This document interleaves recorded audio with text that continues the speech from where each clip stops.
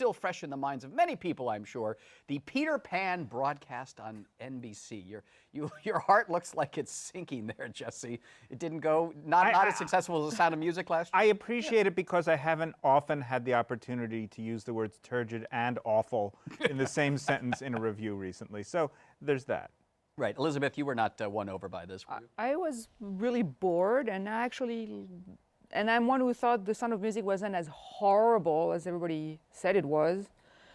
This was not horrible, and it was not exciting either. It was incredibly boring. Yeah. I thought the most interesting part, though, and Charles, you didn't see it, but I'm sure you DVR'd it and you're going to watch it. And oh, no, life is too short. Right. But the only thing I thought was interesting about it was Christopher Walken forgetting his lines. I mean, there were some very tense moments where he just sort of stared out into space, and Christian Borle had to feed him the lines. Christopher Walken is Peter Pan? No, that might have worked. He was barely even Captain Hook. Well, he was kind of comatose. I was made uncomfortable by the fact that this person comes and takes the two little boys off to the land where the 20-year-old unemployed men are hanging around wearing little boy outfits.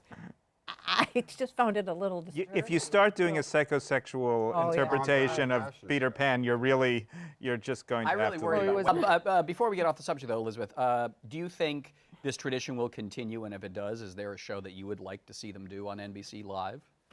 I hope it continues. I think it's a great new tradition, which actually is an old tradition, but it's good that they're reviving it. And there are lots of shows that I like to see, as long as it's not another kiddie show from the 50s.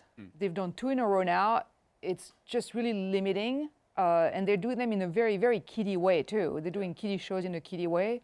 It's kind of insulting to the audience. I mean, musicals are better than that, although those are 2 good musicals, obviously, but they are what they are. Well, you're advocating a Sweeney Todd or something. Not even that, but like a Guys and Dolls, if we're going to stay in the 50s, or, you know, obviously something more contemporary they could do. There's a lot they could do. But they're doing it to sell Kmart commercials or whoever sponsored that thing for Walmart. Walmart. Well, I mean, you know, in other words, alas, I don't think that it's a pure. No, nobody thinks it's a pure endeavor out of their artistic hearts, but because they would never cast Alison Williams. And I think also the problem with Peter Pan is that they picked a show that was technically very, very challenging, and everybody was so nervous to mess up, basically. That they were tentative. They were frozen in fear, and you could tell. Like the pirates looked completely terrified. I think they could take a show that doesn't have those technical challenges of having people fly and like a million sets. And I think Absolute Vodka should sponsor Company. But they've already announced. I mean, they already have bought a project. They haven't committed to it, but they've bought the rights to do the Music Man.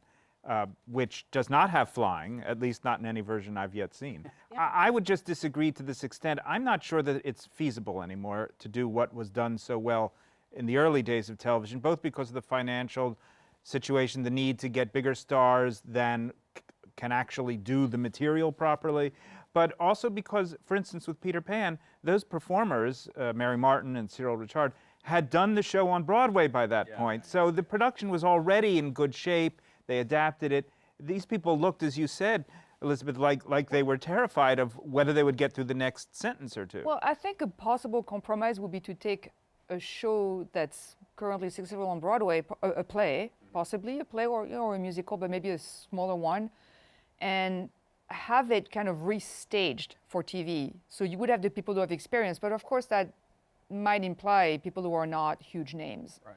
But I think that could be a compromise of having they could have done that with once, for instance. Is there anything you would like to see NBC do live? No.